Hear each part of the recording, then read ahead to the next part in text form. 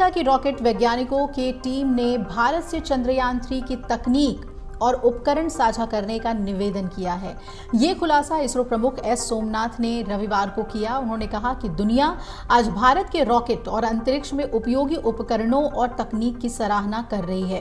Artificial intelligence की summit भी India में होने जा रही है। तो क्या अमेरिका जैसी सुपर पावर के पास भी वो टेक्नोलॉजी नहीं है जो उसको खरीदने में इंटरेस्टेड है? मुसलमान और काफिर के मुकाबले नहीं हो सकते जंग में। इंडिया ने अब ये फैसला कर लिया है कि 2040 तक वो अपना एस्ट्रोनॉट मून पर भेजेगा। ये इसी तरह ही है कि जिस तरह हम जमीन पे और वो आसमान पे पहुंच गए हैं। क्या वाकई भारत इस के अंदर इतना आगे निकल गया है? उन्होंने कहा, our country is a very powerful nation. जय हिंद दोस्तों। तो दोस्तों, भारत अब पहले वाला भारत नहीं रहा।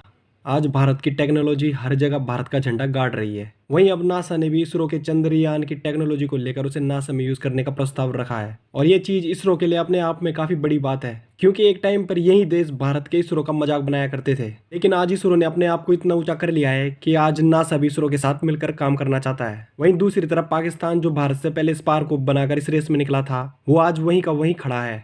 क्योंकि कहते हैं ना, हाथी को खरीदना आसान है, मगर उसको पालना और उसको भोजन कराना हर किसी की बस की बात नहीं है। जी, देखा जाए टेक्नोलॉजी में तो पाकिस्तान ओवरऑल जो है ना वर्ल्ड में दूसरी कंट्रीज से बहुत पीछे जा रहा है। अभी देख लें, जो हमारा जो है नेबर कंट्री इंडिया, वही काफी ज्यादा आईटी में जा रहा है। उन तकरीबन जो अब आईटी की जो वर्ल्ड लेवल पर जो है ना 30%, एक रिपोर्ट में बताया 30% जो है ना जो प्रोड्यूसिंग है वो जो आईटी की, वो इंडिया की तरफ से है। तो जैसे पाकिस्तान के स्टैंडर्ड में से 1% भी नहीं है।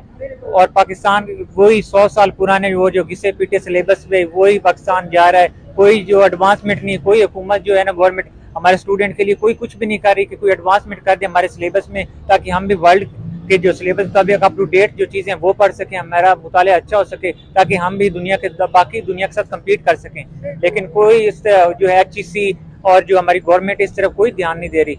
आपको लगता है भारत वाकई टेक्नोलॉजी में उस लेवल पे चला गया है कि अब जो इंडिया इस टेक्नोलॉजी में उस लेवल पे चला गया है कि अमेरिका जैसा सुपर पावर भी मतलब अपना इंटरेस्ट शो कर रहा है उनके अंदर?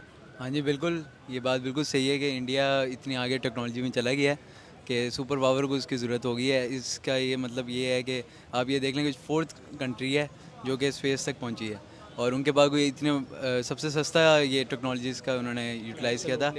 Absolutely right. और आप ये देख लें, उनके जो स्टूडेंट्स वगैरह हैं सारे प्रोडक्टिव हैं।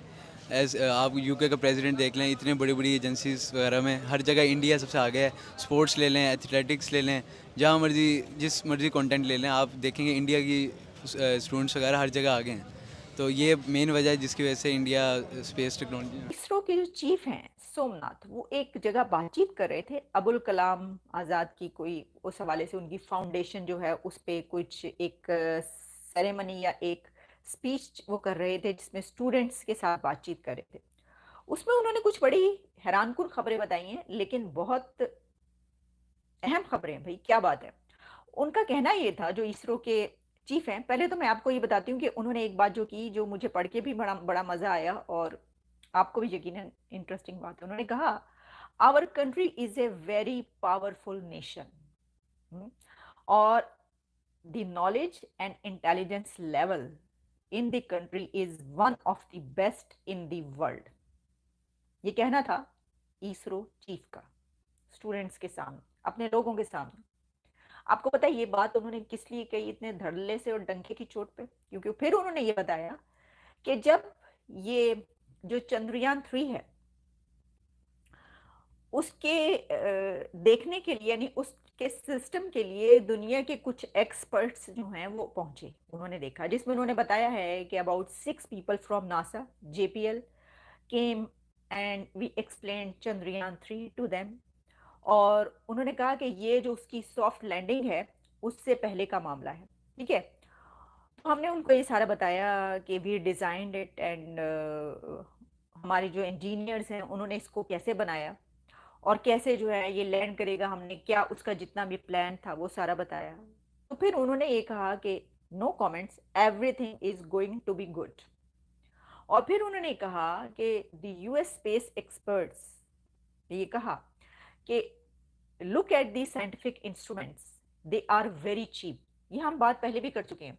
और मैंने आपको कई अपने प्रोग्राम्स में ही बताया, जब हम चंद्रयान 3 पे प्रोग्राम कर रहे थे तो मैंने आपको बताया था कि देखिए पूरी दुनिया में ये बात की जाती है कि जो इंडिया बनाता है स्पेस के, जो उसका सिस्टम है, उसकी बाकी सब खूबियां तो अपनी जगह पर, लेकिन वो बड़ा चीप होता है, यानी बड़े ही जो है ना वो पैसे उस पर कम लगते हैं, जबकि बाकी दुनिया के जो है वो बड़ा वो होता है जिसपे काफी एक्सपेंडिचर आता है और काफी पैसा लगता है। ये पता नहीं क्या करते हैं। उन्होंने डिमांड रख दी कि भाई हमें अपना इसरो की टेक्नोलॉजी को सेल कर दो, आप इतने सस्ते दामों में जो ये अपने मिशन कामयाब किया है नासा अभी तक नहीं कर सका। क्या वजूहात है कि हम अपनी बात करें तो नासा जैसे लोग वहां पर जाके तो मांग रहे हैं टेक्नोलॉजी, और हम अपनी बात करें तो हम चाइना के बिहाफ के अलावा कर चल ही नहीं सकते।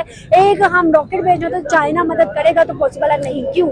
जी, जिस तरह मेरे प्यारे भाई ने पहले रहनुमाई की है कि मतलब वो जिस तरह सिलेबस का डिफरेंस आ जाता है, हमारा वो जो सारा सिस्टम है ना वो हमारे फोर फादर से चला आ रहा है। मतलब हम कह सकते हैं इंडिया की एजुकेशन हमसे बेहतर है। हाँ, बहुत ज्यादा बेहतर है। हम तो उनके मुकाबले में कुछ भी नहीं है। उनका एजुकेशन सिस्टम बहुत ज्यादा स्ट्रांग है। हमारी तरफ तो मतलब थ्योरेटिकल काम है ना, वो प्रैक्टिकल करते हैं। उनकी लाइफ भी प्रैक्टिकल है। वो जो मतलब स्टूडेंट को पढ़ाते हैं उसको परफॉर्म करते हैं। तो उसकी सबसे बड़ी एग्जांपल ये उनका चंद्रयान मिशन है। पाकिस्तान ने कभी इस तरह को किया है? क्योंकि इधर थ्योरेटिकल है, इधर टीचर को खुद नहीं पता कि उन्होंने क्या करना है। तो इसलिए मतलब पाकिस्तान में जो ब्राइट स्टूडेंट होते हैं वो यूके या यूएस क्यों चले जाते हैं? इसी वजह से चले जाते हैं। पाकिस्तान का फ्यूचर किसी को नजर नहीं आ रहा, इसलिए वो मतलब ना इस साइड से मतलब मूव कर रहे हैं। लेकिन बाहर जो लोग जाते हैं, स्टूडेंट जाते हैं, उनको भी उस लेवल पे अपॉर्चुनिटी नहीं मिलती, क्यों? क्या वजूहात है? इंडियंस को ज्यादा प्रायोरिटी दी जाती है। इसलिए दी जाती है ना क्योंकि मतलब इंडियन ने एक अपना जो है ना मकाम पैदा किया। पाकिस्तान अभी तक वो नहीं कर सका। अब तो हमारा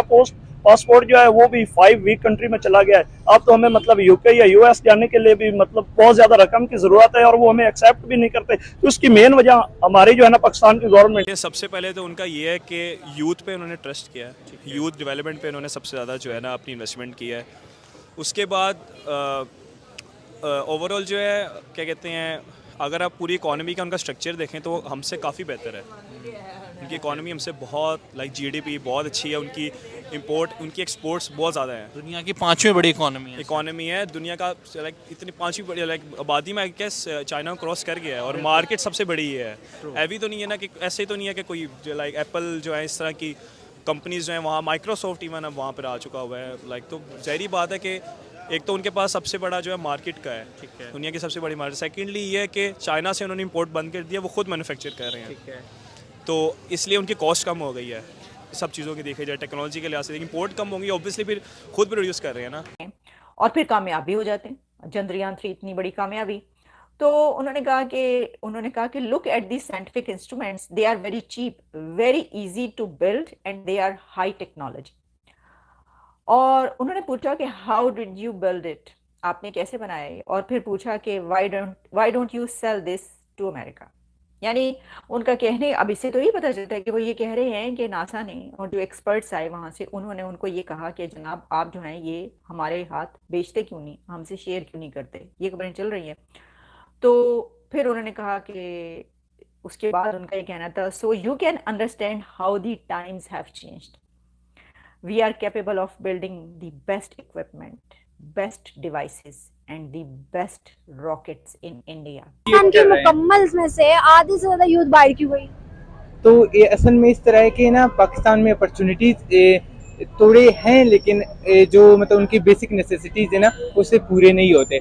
तो वो कहते हैं कि मतलब हम जितना भी मतलब सीख रहे हैं, जितना भी हम मीन्स के ना हम मतलब उस पर इन्वेस्ट कर रहे हैं, उतना हमें फिर मतलब बैक में नहीं मिल रहा। पाकिस्तान हिंदुस्तान से टेक्नोलॉजी में आगे या पीछे है?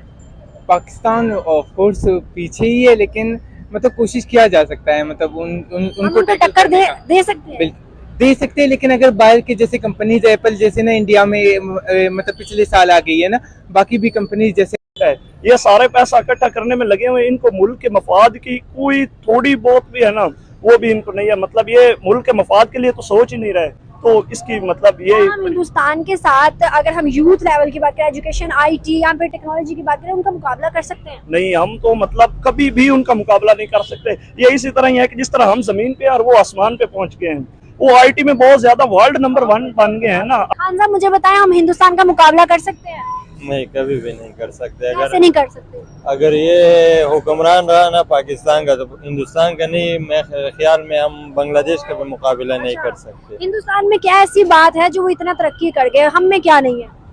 हम में ये है ना कि इधर जो सारे गवर्नमेंट वाले अपनी जेबों के लिए लगा हुआ है, उधर जो है ना अपने मुल्क के लिए लगा हुआ है, इधर अपने मफाद के लिए सारे लगा हुआ है। मतलब हम कह सकते हैं हिंदुस्तान की जो गवर्नमेंट है वो हमसे बेहतर है हमारे हुक्मरानों से। हाँ, सबसे ज्यादा बेहतर है। क्या वजूहात है? वहाँ के जो लोग हैं बड़े बड़े ओहदों पे चले जाते हैं, हमारे लोग सिर्फ गली मोहल्ले के काम ही करते रहते हैं बाहर जाके।